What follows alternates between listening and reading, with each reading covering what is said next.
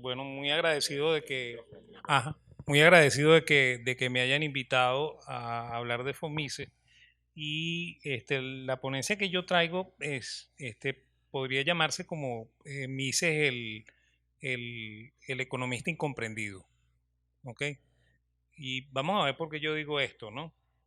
O sea, Mises nace en Lamberg, ¿ok?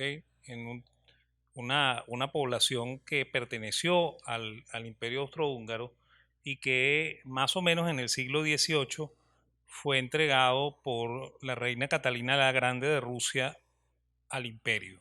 ¿Ok? Y cuentan, ¿ok? Los biógrafos de Catalina cuentan que cuando Catalina tomó esa decisión le dijo a sus asesores, vamos a entregarle Lamberg a los austríacos porque eso es una tierra llena de ratas y judíos. ¿Ok? Y bueno, efectivamente era un territorio este, abundante en judíos. No sé si ratas, pero sí judíos, ¿no? ¿Ok? Y Fomises era judío, pues. ¿Ok?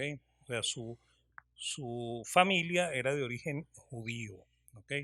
Sin embargo, Fomises nace en los finales del siglo XIX, en el último tercio del siglo XIX, en una familia del corte judío de esa época, pues. O sea, no son judíos creyentes, sino que son judíos agnósticos. ¿Ok? El judaísmo hacia finales del siglo XIX sufre una seria decadencia, ¿ok? Y eso es lo que en cierta medida ellos atribuyen a lo que les va a ocurrir con, con el nazismo, ¿no? ¿Ok?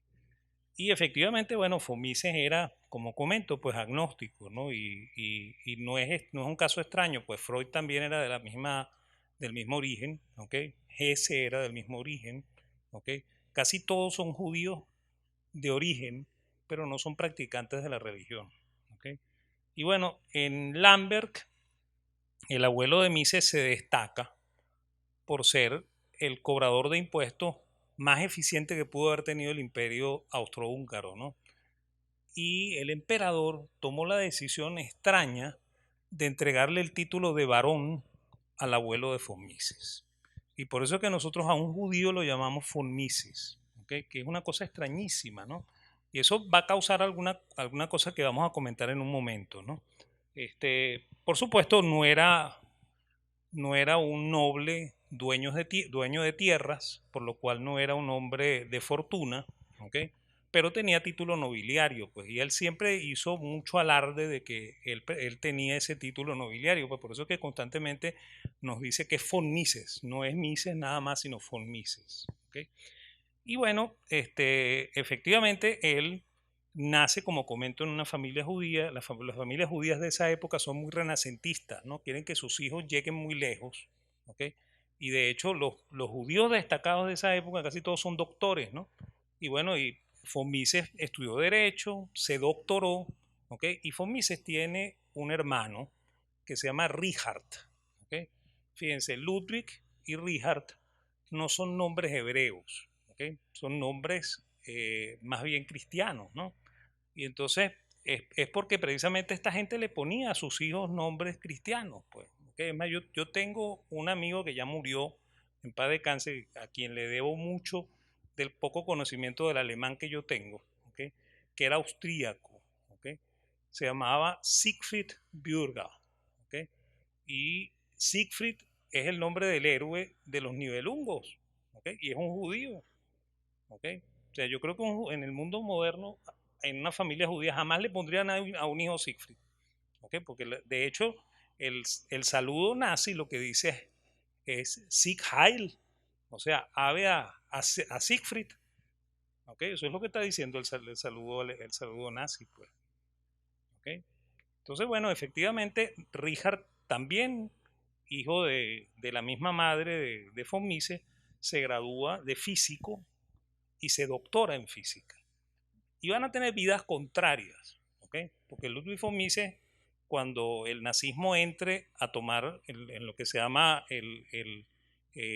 ¿cómo se llama? El Anschluss, que es la toma del poder en Austria, eh, él se va de Austria, ¿okay? Él huye de Viena va hacia Suiza y luego, después de 2 años, va a viajar a los Estados Unidos, ¿no? Pero Richard se queda en- en Viena, y Richard va a formar parte de los institutos de investigación del Tercer Reich.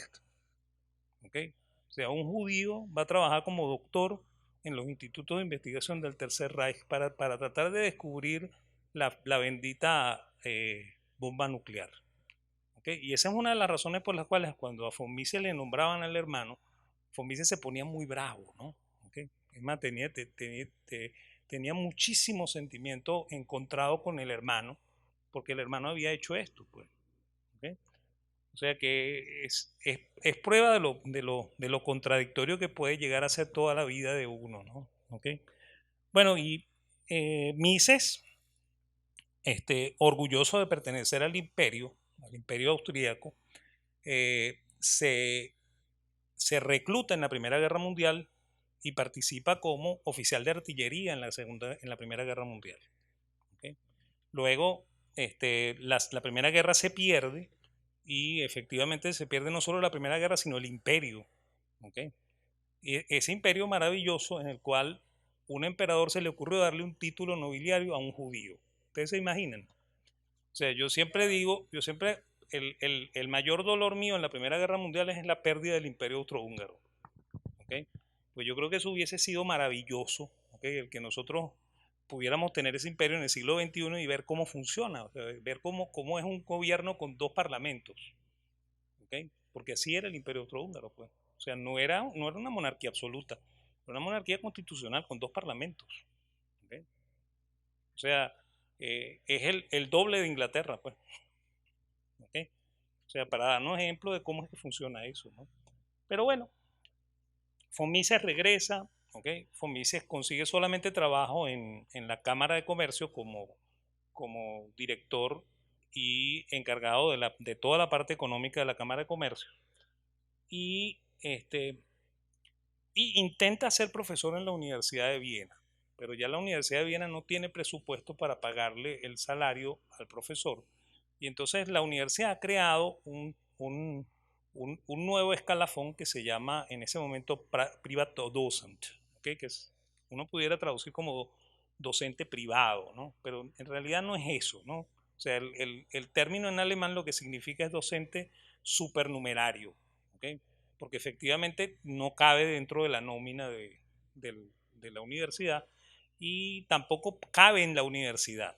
Entonces lo que hacía von Mises era que los viernes en la tarde, ¿okay? Cuando ya caía el sol, entonces él cerraba la oficina de asuntos económicos de la Cámara de Comercio y abría el seminario de clases de problemas económicos contemporáneos, así se llama el seminario. ¿Okay? Y efectivamente recibía a los alumnos, ¿no? Y ahí van a llegar los alumnos más brillantes de Austria. ¿Okay? Va a llegar von Hayek, ¿okay? Que es un chico que se acaba de graduar también de abogado, que tiene unas ideas un poquito extrañas, ¿no? Porque el maestro de él es uno de los austríacos de la segunda generación que se llama Friedrich von Bissa, ¿ok? Que nosotros no lo conocemos muy bien, ¿ok? Porque a los austríacos no les gusta mucho el señor von Bissa. ¿Okay? Es más, es el doble cuñado de Eugene von Bombaberg, que siempre José Valentín me pregunta por él. ¿Okay? Este doble cuñado era un austríaco extraño, porque era un austríaco con ideas medio socialistas, ¿no? O sea, él era medio socialdemócrata. Y esa es la razón por la cual los austríacos no lo queremos mucho, ¿no? ¿Okay? Y de hecho, él va a ser el maestro original de von Hayek en el pregrado, y von Hayek viene con esas ideas, ¿no? De hecho, von Hayek es fabiano, ¿ok? Y no sé si todos sabemos lo que es un fabiano. Un fabiano es un marxista que tiene la idea de que la revolución se va a dar, ¿ok? Pero de manera sola. O sea, déjenlo tranquilo que eso se da, ¿ok?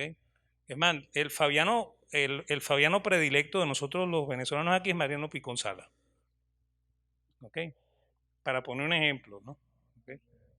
Entonces, bueno, Mariano Piconzala era fabiano, ¿ok? Bueno, y efectivamente, este, von Hayek entra y von Hayek sufre una transformación. Es más, von Hayek ni siquiera tenía la intención de ser economista. Von Hayek quería ser psiquiatra. ¿Okay? Un abogado que quiere ser psiquiatra. ¿Okay? Y esa es la razón de por qué escribe el orden sensorial, ¿no? ¿Okay? ¿Okay? Pega bastante. Sí. Bueno, pero esa es la razón por la cual escribe el orden sensorial, pues. ¿Okay? Y bueno, pero von Mises lo convierte en economista. No es la única vez que von Mises va a hacer un milagro de esto. O sea, un agnóstico haciendo milagros, ¿no? ¿Okay?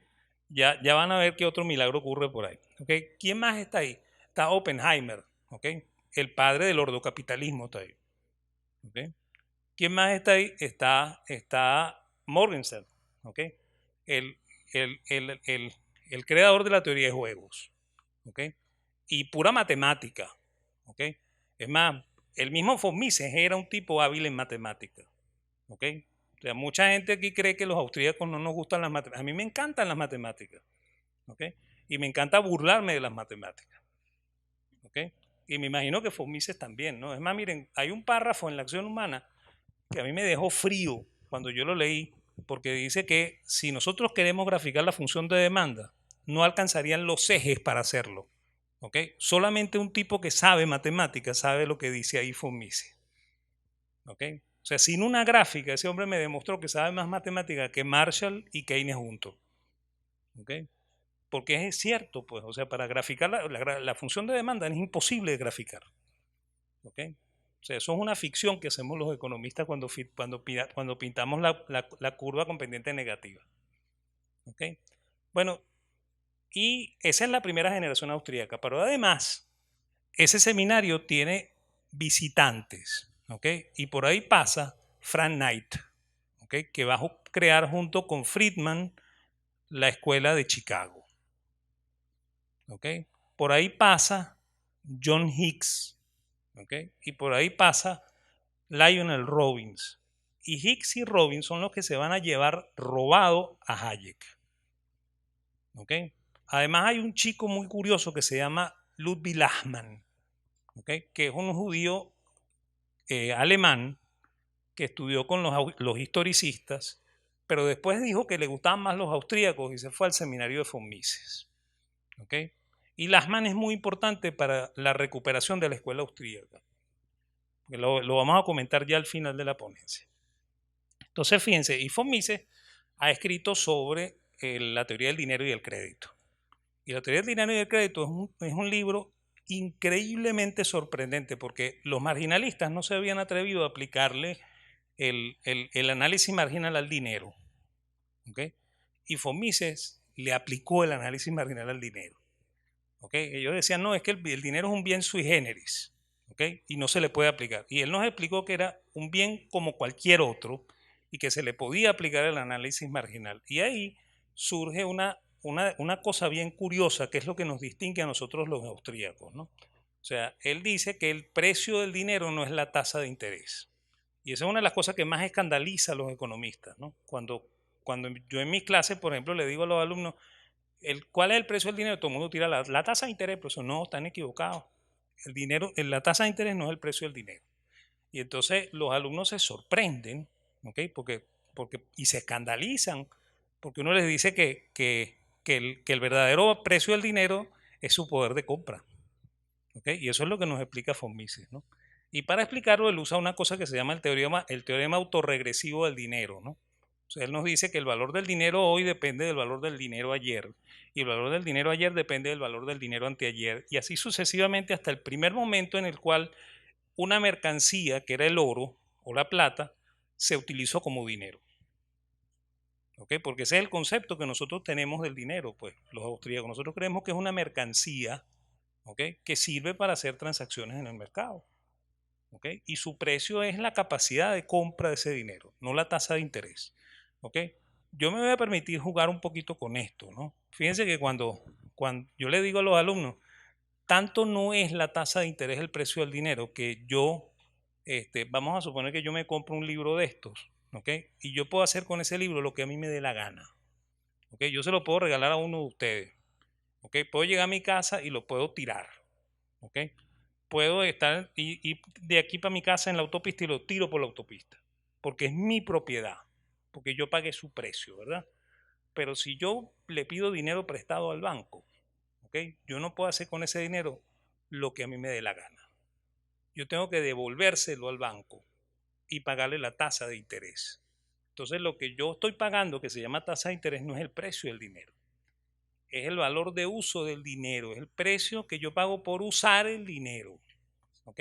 Que no es el precio de mercado del dinero, ¿ok? Y así es como los austríacos entendemos el dinero, pues, ¿ok? No es solamente eso, ¿no? Para nosotros la tasa de interés, y esto viene de von Mises mezclado con Knut Wicksell, ¿no? Para nosotros el dinero, perdón, la tasa de interés, ¿ok? Eh, eh, no es, no es una variable monetaria. Y eso también escandaliza a los economistas, ¿ok? ¿Por qué no es una variable monetaria? ¿Ok? Porque la tasa de interés, ¿ok? Sirve, ¿cómo se llama? Es el reflejo de los deseos que tiene el empresario de ganar, ¿ok? Con su inversión, ¿ok? Eso es lo que es la tasa de interés. O sea, es la diferencia entre el pasado, ¿ok? Que es mi inversión, y el futuro, que es el resultado de la inversión, ¿ok? Así es como los austríacos vemos esto, ¿ok? Fíjense, ya voy a terminar con esto, ¿no? Von Mises pasa a Estados Unidos y va a armar el seminario en Nueva York, ¿ok? Y en Nueva York tiene un alumno que se llama Israel Kirchner, ¿ok? Israel Kirchner se va a doctorar bajo la tutoría de von Mises, y va a ocurrir una cosa extraña, porque von Mises igual en Estados Unidos no tiene trabajo, pues, ¿ok? O sea, es un private docent en Nueva York. Y bueno, quien consigue trabajo es su discípulo Israel Kirchner. Y Israel Kirchner lo va a contratar como si fuera su asistente de cátedra, ¿ok? Y juntos, ¿ok? Van a criar a la quinta generación austríaca, ¿ok? Y cuando ya von Mises esté viejo, von Mises muere en el 73, en los principios de los 70 ya von Mises estaba retirado. Entonces Kirchner le pide a Lachmann, que había sido miembro del primer seminario, que venga a ayudarlo y a suplir a von Mises en el puesto que tiene, ¿no? Y Lachmann se había jubilado de la Universidad de Witwatersrand, que queda en Pretoria, ¿ok? Y efectivamente Lachmann regresa, ¿no? Y Lachmann va a ser, junto con Israel Kirchner y anterior a él, con von Mises, los autores del renacimiento de la escuela austríaca. O sea, todos los actuales austríacos son discípulos de Ludwig von Mises, de Israel Kirchner y de Ludwig Lachmann, ¿ok? Entonces, bueno, eso es lo que les quería contar hoy, ¿ok? Muchas gracias.